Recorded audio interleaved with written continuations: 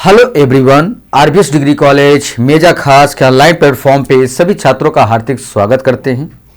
छात्रों, आज बीएससी एजी second semester के अंतर्गत जो आपका सब्जेक्ट है फंडामेंटल ऑफ एग्रीकल्चर इकोनॉमिक्स के अंतर्गत जो टॉपिक आपका है वह टॉपिक आपका एग्रीकल्चरल या agriculture economics input output relationship supply stock vast supply और लो ऑफ सप्लाई जो है, ठीक है। इसका अर्थ यह है कि कृषि अर्थशास्त्र में इनपुट आउटपुट के संबंध क्या हैं, एक दूसरे के संबंध क्या हैं, यह किस तरीके कार्य करता है और आपूर्ति स्टॉक बेनाम आपूर्ति और आपूर्ति का नियम जो है, मतलब जैसा कि अगर हम कोई भी उत्पादन अगर करते हैं किसी भी वस्तु का जो है तो उसका हम इनपुट और आउटपुट उसका संबंध क्या है उसके विषय में हम जानकारी करेंगे। मतलब जानकारी करने का मतलब यह है कि हम बाजार का विश्लेषण करेंगे तभी हमें पता चलेगा कि हमारे प्रोडक्ट का क्या जो है मूल्य है या उसका हम मूल्यांकन कैसे करेंगे और फिर जब वो उत्पादन हो जाता है तो उसकी आपूर्ति क्या है, हमें उसे स्टॉक में कैसे रखना है और उस पर हम क्या आपूर्ति के नियम को लागू करेंगे। तो आज हम छात्रों इस टॉपिक के अंतर्गत अध्ययन आपको कराने चल रहे हैं। आइए स्क्रीन पर चलते हैं। कृषि अर्थशास्त्र में इनपुट आउटपुट के संबंध और आपूर्ति स्टॉक बनाम आपूर्ति और आपूर्ति के नियम, ठीक है। मतलब कहने का अर्थ यह है छात्रों कि अगर हम किसी भी उत्पादन को बाजार में अगर विश्लेषण करते हैं तो वहां पे कई ऐसे चीजों का हमें सामना करना पड़ता है जिसे हम उस मूल्यवान वस्तु का जो है इनपुट और आउटपुट दोनों को हम देखेंगे। तो कहने का अर्थ यह है कि कृषि अर्थशास्त्र एग्रीकल्चर इकोनॉमिक्स में इनपुट आउटपुट के संबंध और आपूर्ति के सिद्धांत अत्यंत महत्वपूर्ण विषय होते हैं। जैसा कि आप भी इन बातों को बहुत अमल करना चाहिए कि अगर कोई भी एग्रीकल्चर जो है कृषि अर्थशास्त्र में अगर किसी भी क्या कहते हैं वैज्ञानिक को अगर किसी वस्तु पे अपना इनपुट और आउटपुट को अगर देना है तो जब तक उसे वो एक तरीके से निरीक्षण या विश्लेषण नहीं करेगा तब तक उस वस्तु का वो इनपुट और आउटपुट नहीं दे सकता है। क्योंकि कृषि उत्पादन प्राकृतिक तकनीकी और बाजार कारकों से गहराई से जो है प्रभावित करता है, जिसे मैंने आपको बतलाया कि वहां पे हमारा बाजार भी प्रभावित होता है और अगर बाजार प्रभावित होता है तो वहां पे जो हमारे वैज्ञानिक हैं उस जो वस्तु पे वो अपना एक तरीके से विश्लेषण कर रहे हैं या मूल्यांकन कर रहे हैं इनपुट और आउटपुट के देने के लिए, तो वहां पे हमें बाजार और वहां के कृषि उत्पादन और प्राकृतिक तकनीकी वस्तु पर हमें विशेष ध्यान जो है एक तरीके से केंद्रित करना होगा। किसान का मुख्य उद्देश्य उपलब्ध संसाधनों, जो किसान के पास जितनी भी उपलब्ध की चीजें होती हैं वहां पे हमें श्रम पूंजी भूमि आदि का कुशल उपयोग करके अधिकतम उत्पादन और लाभ प्राप्त करना होता है, ठीक है। मतलब कहने का अर्थ यह है कि जैसा कि किसानों की बात, किसान एक ऐसा जो है फार्मर हमारा होता है इस भारतवर्ष में जिसके पास केवल परिश्रम होता है, भूमि होती है और कुछ संसाधन मतलब पूंजियां होती हैं जिसके द्वारा वह किसी भी खाद्य चीजों के उत्पादन के लिए सक्षम होता है। छात्रों, चाहे वह ट्रैक्टर हो या सिंचाई के साधन हो या उन्नत बीज हो या तकनीकी एक तरीके से खेती हो, तो वहां पे जो है जो एक किसान की पूंजी होती है वह श्रम भूमि और पूंजी होती है। इन्हीं संसाधनों के द्वारा किसान अपनी आवश्यकता की चीजों को पूर्ति करता है। उसके बाद इसमें किसमें इनपुट और आउटपुट के संबंध हम अगर उसे विश्लेषित करते हैं तो उसमें किन किन बिंदुओं पर करते हैं छात्रों, उसे भी हम बतला रहे हैं आपको कि अगर हम कृषि उत्पादन एक प्रक्रिया है जिसमें हम विभिन्न इनपुट साधन का उपयोग करके आउटपुट उत्पादन हम प्राप्त करते हैं। तो प्रमुख इनपुट क्या है? ठीक है, इनपुट मतलब जो हमारे उपयोगी संसाधन है। पहला आपका भूमि है, ठीक है, दूसरा आपका श्रम है, तीसरा पूंजी है जिसे हम मशीनरी और उपकरण कहते हैं, जिसे मैंने अभी आपको बतलाया कि यही एक किसानों के पास संसाधन होते हैं किसी भी वस्तु को उत्पादन करने के लिए। फिर बीज हो गया, उर्वरक हो गया, सिंचाई हो गया, कीटनाशक और रसायन पेस्टिसाइड हो गया। ये हमारे इनपुट के साधन हैं जो हम उस खाद्य उत्पादन को उत्पादन करने में हमें वहां पे इन संसाधनों की आवश्यकता होती है। और आउटपुट क्या है? हमें उसके द्वारा आउटपुट क्या मिल रहा है? तो खाद्यान्न में हमें गेहूं मिल रहा है, धान मिल रहा है, मक्का आदि। नगदी फसल में कपास और गन्ना मिल रहा है। फिर बागवानी उत्पाद है, दुग्ध और मांस है। यह हमारा आउटपुट है, वहां से निकल के आ रहा है इनपुट से। तो इसका हम अच्छे से मूल्यांकन और विश्लेषण करेंगे। फिर सेकंड आता है कि उत्पादन फलन क्या है, प्रोडक्शन फंक्शन किस तरीके करता है।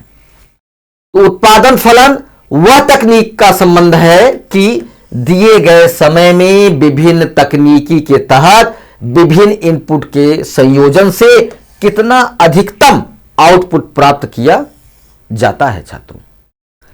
इसे एक गणितीय रूप में इस प्रकार भी व्यक्त कर सकते हैं, एक फार्मूला होता है उसके द्वारा उसे आप व्यक्त कर सकते हैं,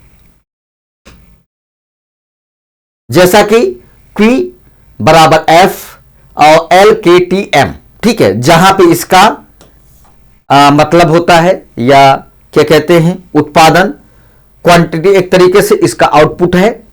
L मतलब श्रम हो गया, K का मतलब हुआ पूंजी, T का मतलब हो गया भूमि और M का मतलब हो गया अन्य सामग्री, बीज और उर्वरक। ठीक है, ये हमारा इस फार्मूले के तहत हम अपने प्रोडक्शन की उत्पादन का एक आंकड़ा निकालते हैं। कृषि उत्पादन में फलन प्राकृतिक परिस्थितियों, वर्षा, तापमान से भी जो है प्रभावित होता है। समझ रहे हैं छात्रों?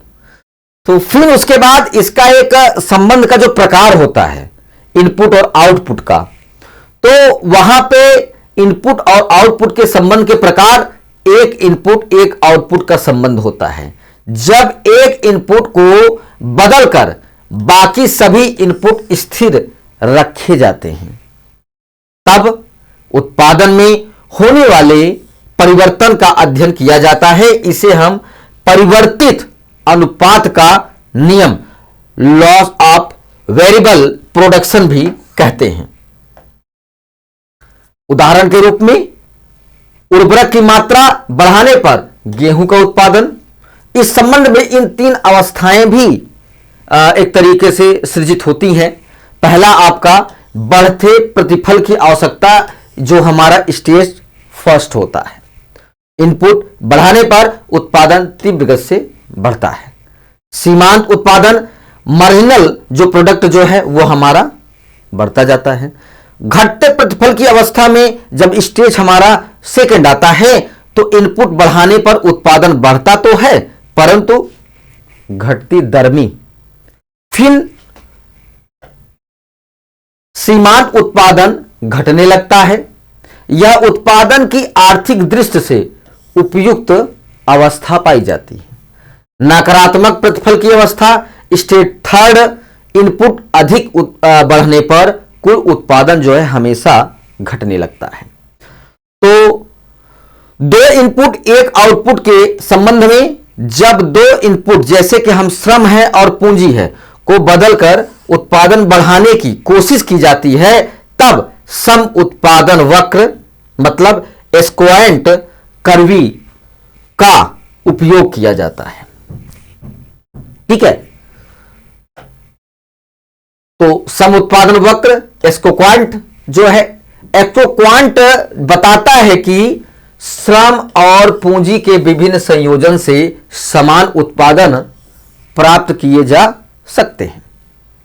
फिर उसके बाद विशेषता इसमें क्या इन्वॉल्व होती है, विशेषता कैसे बतलाया जाता है कि नीचे की ओर झुका हुआ डाउनवर्ड स्लोपिंग, एक तरीके से कि यह नीचे की ओर झुकता जाता है।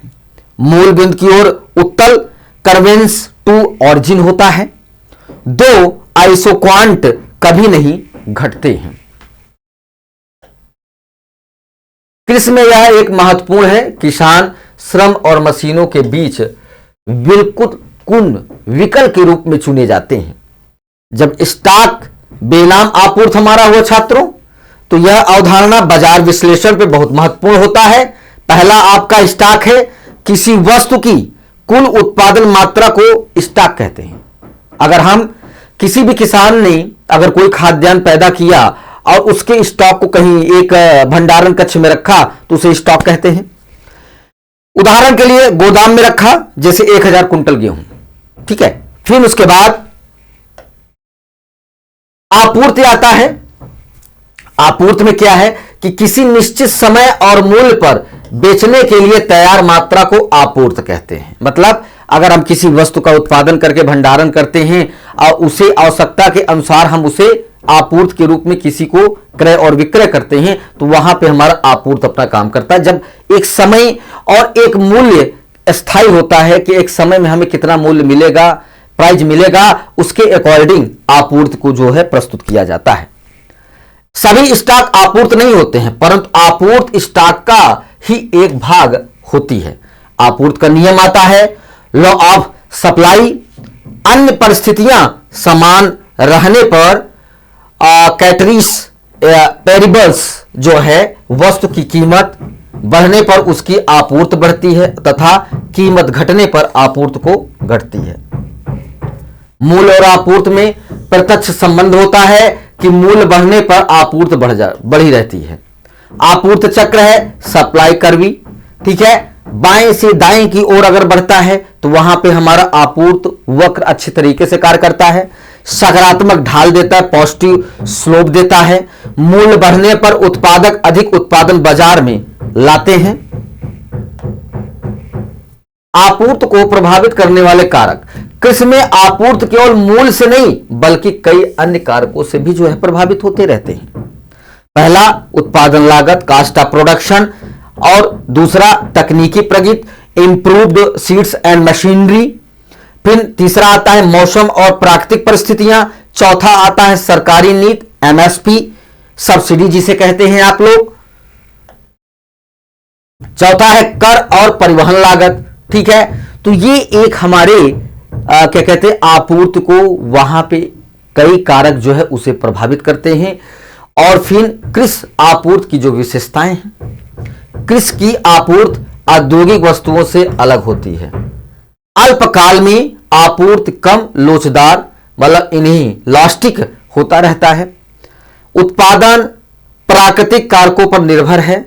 समय अंतराल अधिक, बीज बोने के फसल चक्र तक चलता है।